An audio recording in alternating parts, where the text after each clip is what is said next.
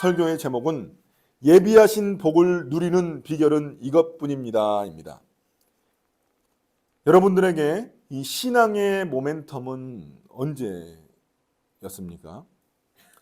제게 있어서 신앙의 모멘텀이 언제였냐고 여러분들이 물어보신다면 저는 이렇게 말하겠습니다.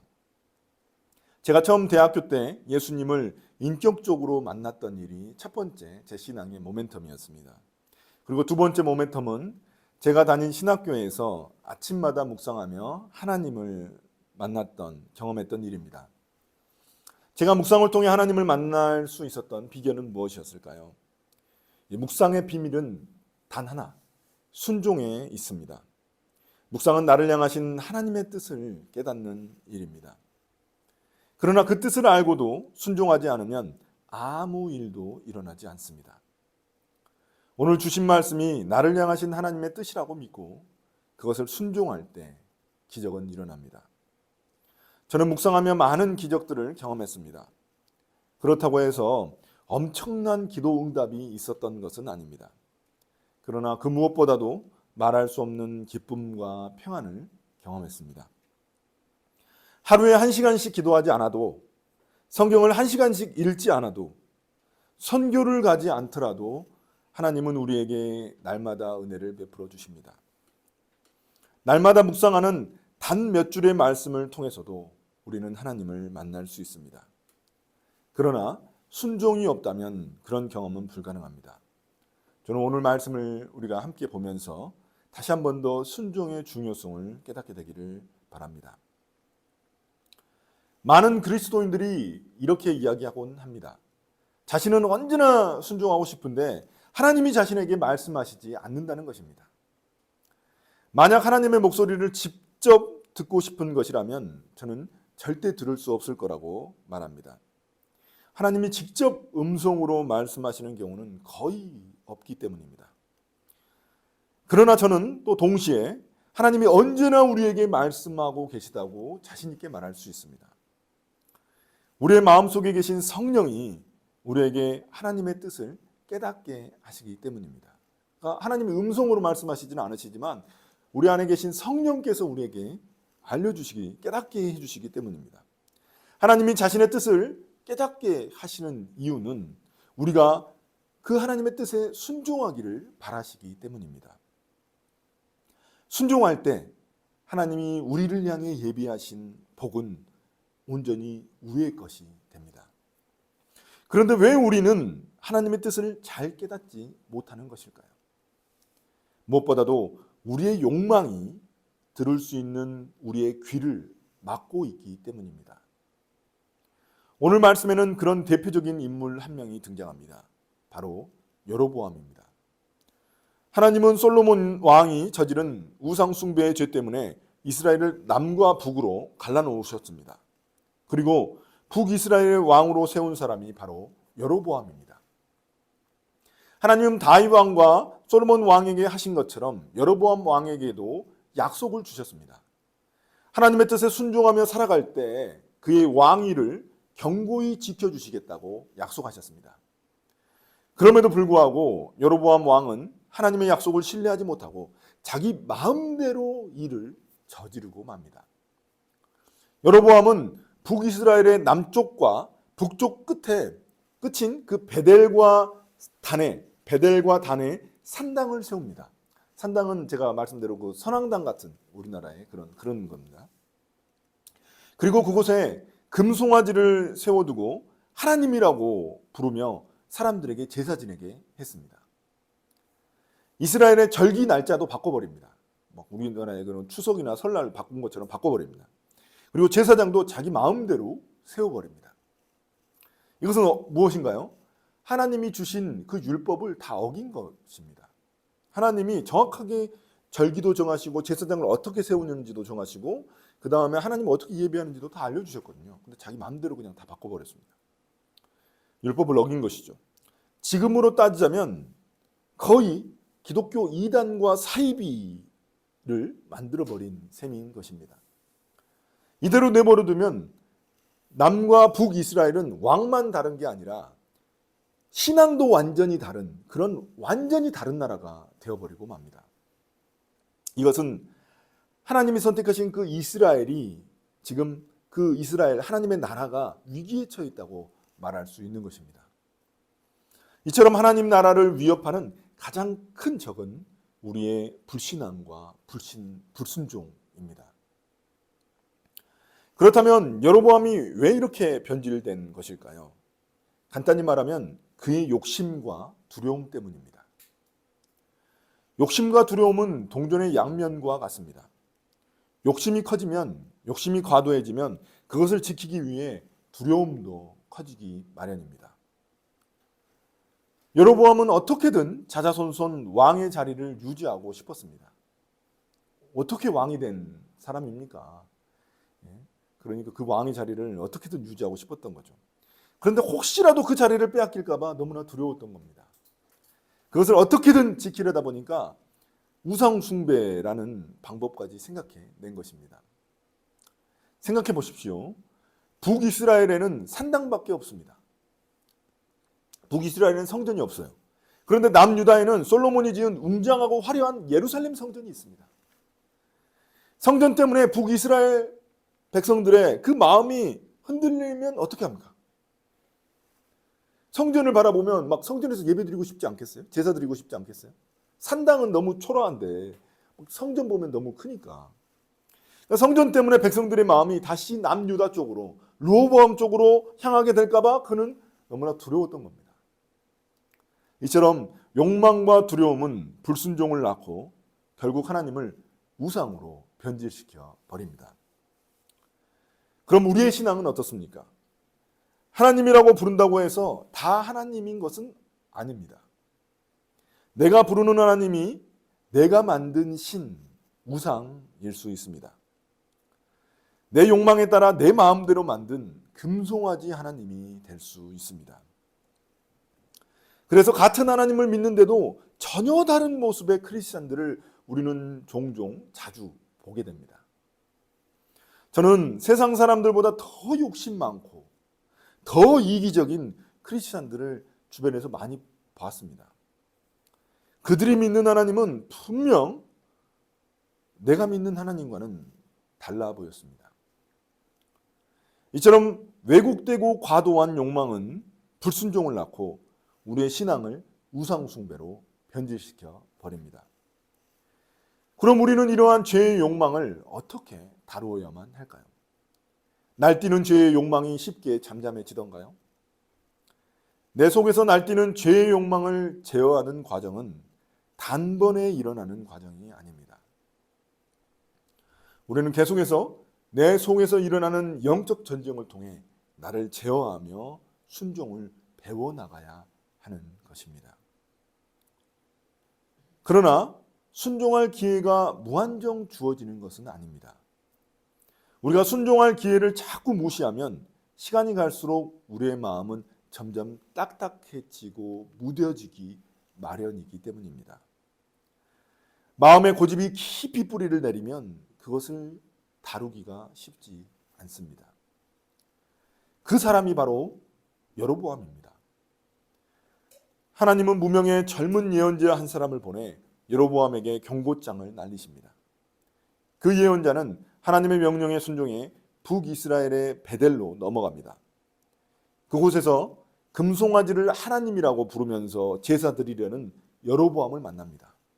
그 앞에 서서 그 예언자는 담대하게 하나님이 말씀하신 그 심판을 선포합니다. 그의 선포는 이렇습니다. 300년 후에 요시야 왕이 등장하게 되는데 그 왕이 산당의 제사장들을 모두 제단에서 태워 죽일 것이라는 그런 말씀입니다. 이 말은 여로보암 너의 신앙은 거짓이기 때문에 하나님의 심판을 받을 것이라는 그런 의미입니다. 북이스라엘의 신앙은 무너질 것이라는 그런 의미입니다. 하나님이 그들의 제사를 받지 않으신다는 의미입니다. 심지어 하나님은 무뎌지고 딱딱해진 여로보암의 마음을 바꾸시기 위해서 자신의 심판이 반드시 일어날 것이라는 징표도 주셨습니다. 먼저 아무 손도 되지 않았는데 제단이 갈라지고 그 위에 재가 쏟아지게 됩니다. 그 굉장히 소중하게 여기는 제단인데 그 제단이 퍽 갈라지더니 그냥 재가 쏟아져 버렸다는 겁니다. 그 제단을 하나님 받지 않으시겠다는 그런 의미인 거죠.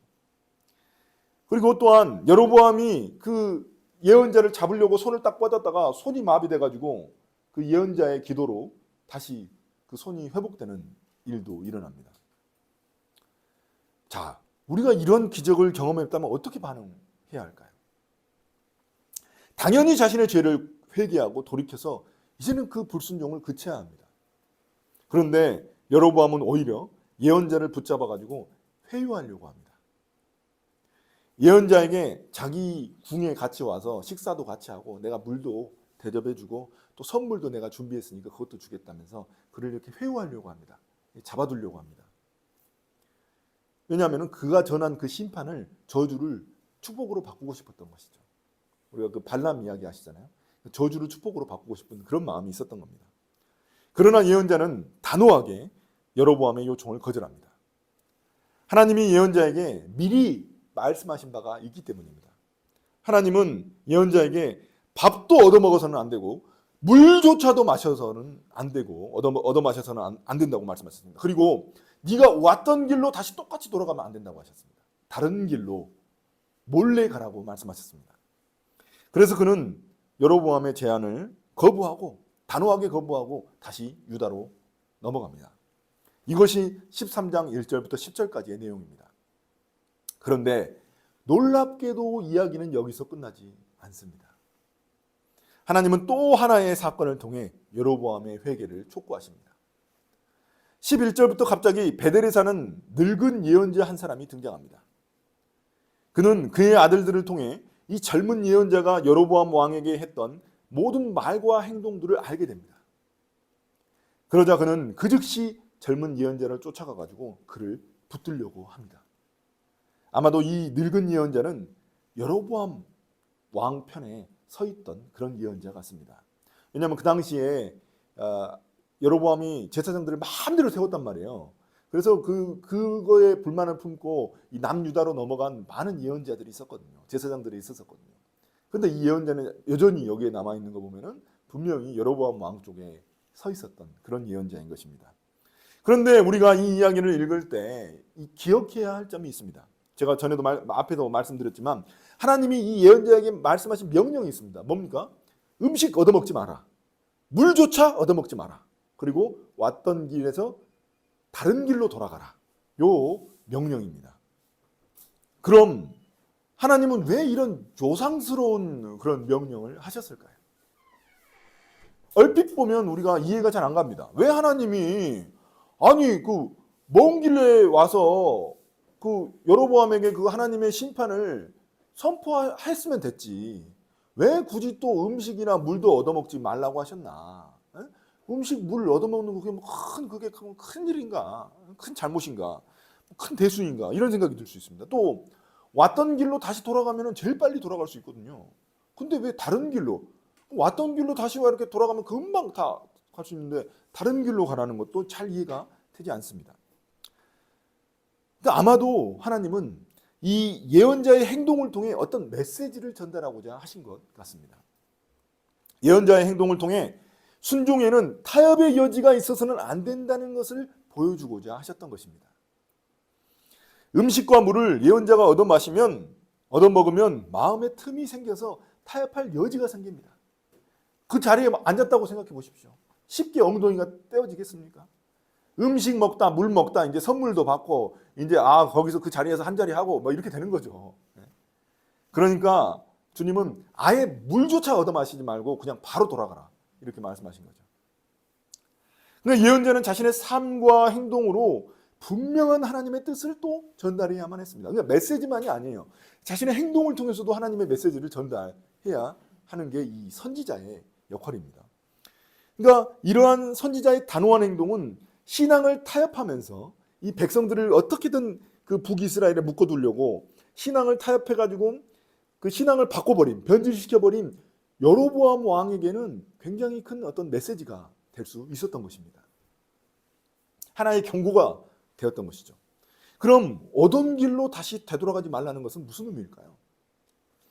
이 부분에서 우리가 힌트를 얻을 수 있는 그런 부분이 있습니다. 그건 뭐냐면은 오늘 이야기에서 가장 많이 반복되는 단어가 무엇인지 보시면 됩니다. 여러분들이 그러니까 항상 묵상하실 때 가장 많이 반복되는 단어가 뭔지 한번 주목해 보십시오.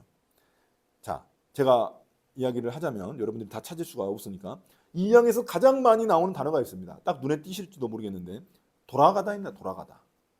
돌아가다.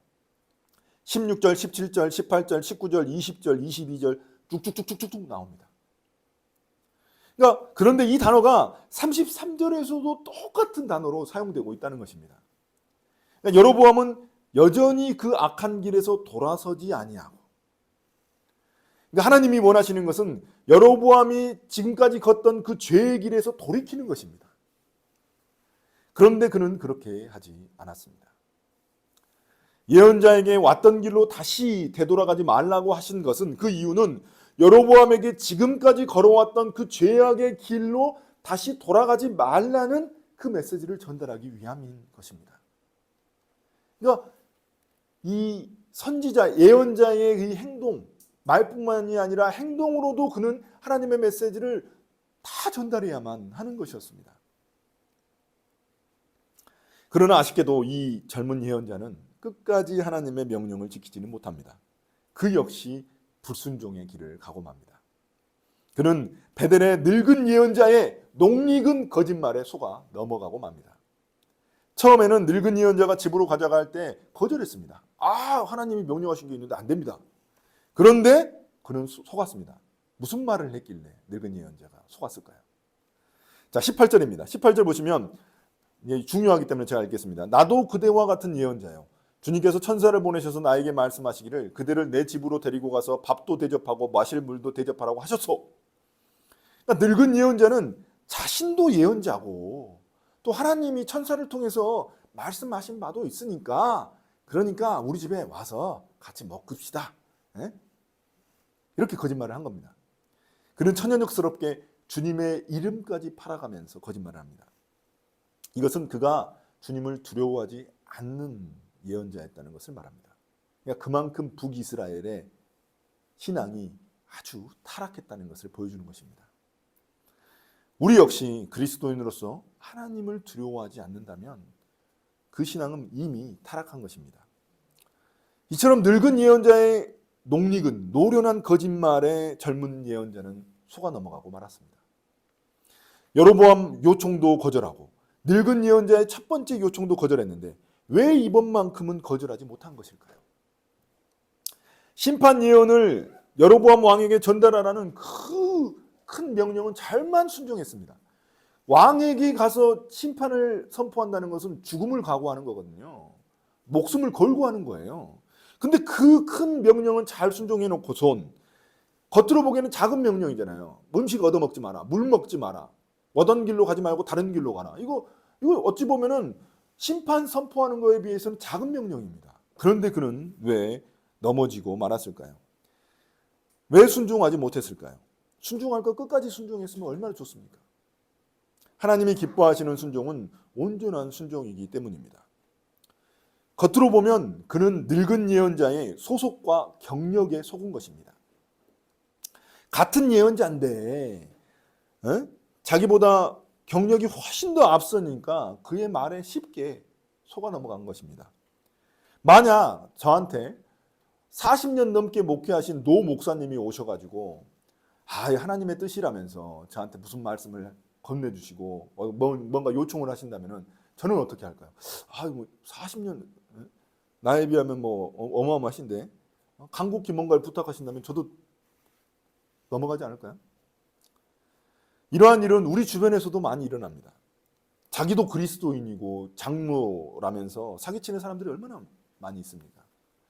꿈이나 환상으로 하나님의 음성을 들었다면서 남을 속이는 사람들이 얼마나 많습니까?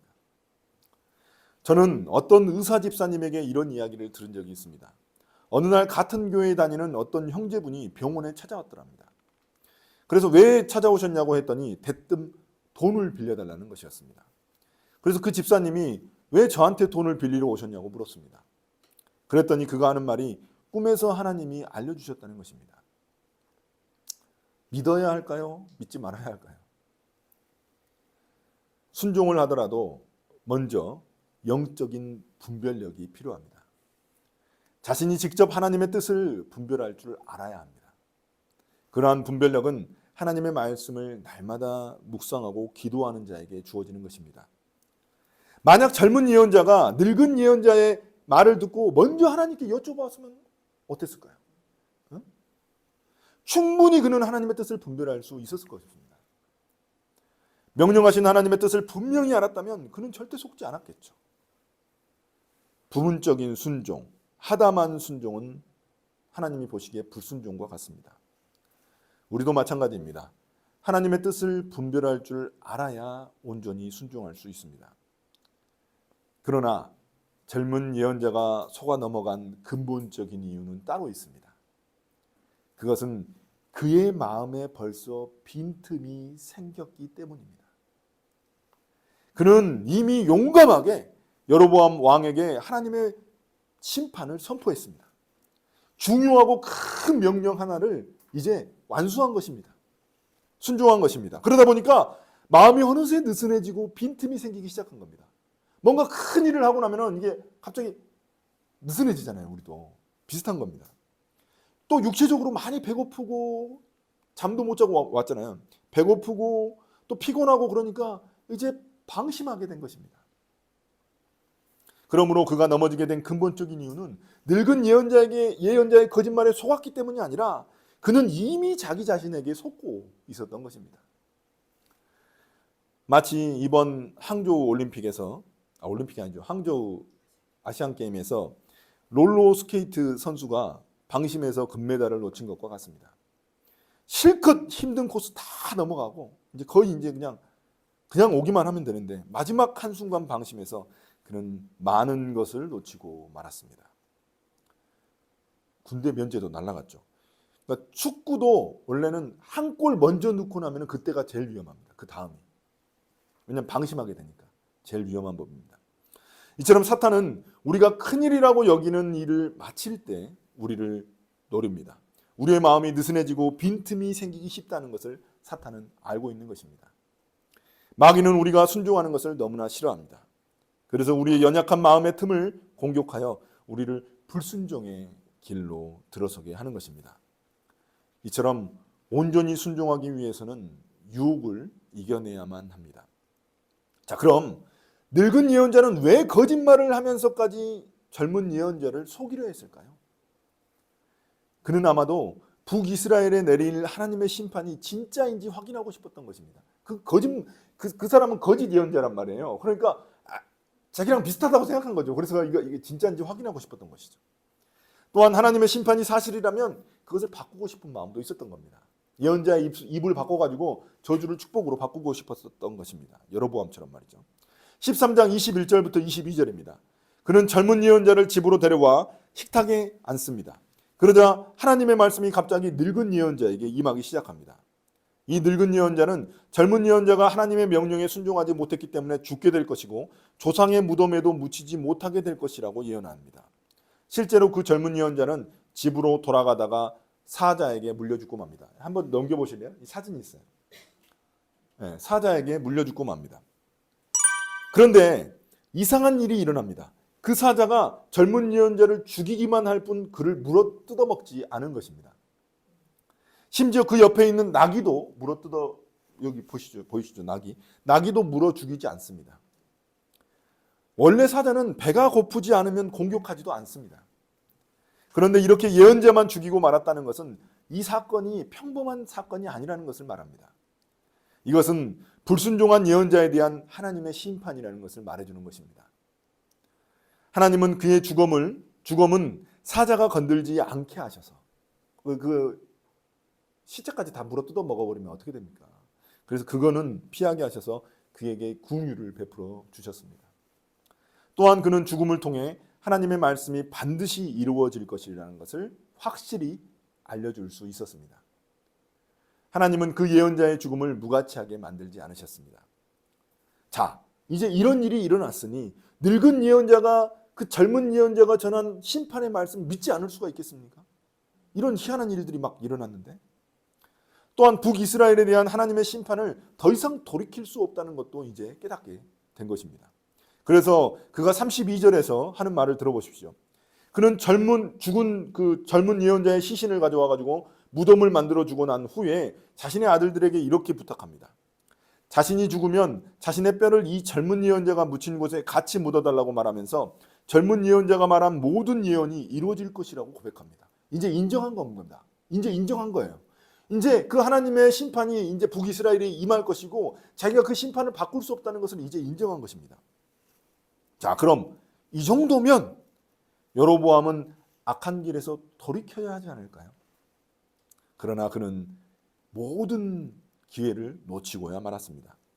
그의 마음은 마비되었고 딱딱해졌으며 그는 하나님을 두려워하지 않습니다.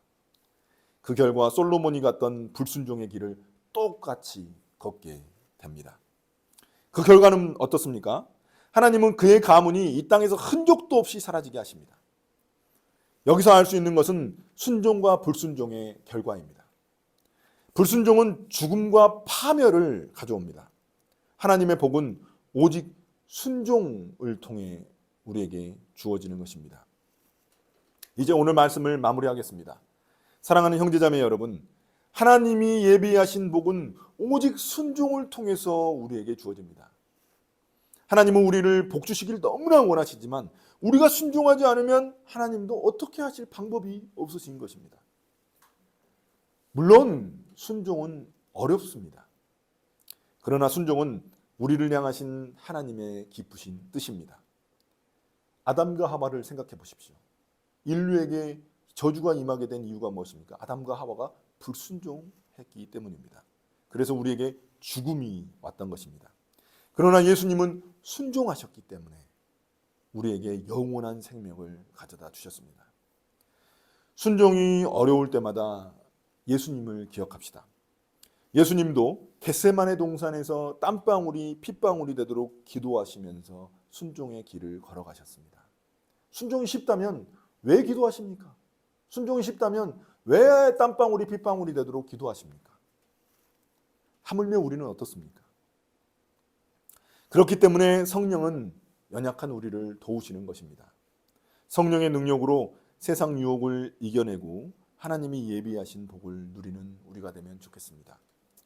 우리 모두 작은 것부터 순종해야 합니다. 작은 것부터 순종해야 큰 것을 순종할 수 있지 않겠습니까? 10분이라도 묵상하는 것부터 순종해 봅시다. 그리고 10분이라도 기도하는 것부터 순종해 봅시다. 날마다 내게 주어지는 한 말씀부터 순종하기를 원합니다. 그럴 때 하나님은 우리에게 예비하신 모든 복, 그러니까 이렇게 주고 싶은데 요거밖에 주시지 못하시는 거죠. 왜냐하면 순종하지 않기 때문에. 이렇게 줄 수 있는 그 복을 우리가 누릴 수 있을 거라 믿습니다. 그런 하나님의 복을 마음껏 누리는 저와 여러분이 되시기를 예수님의 이름으로 축복합니다. 아멘.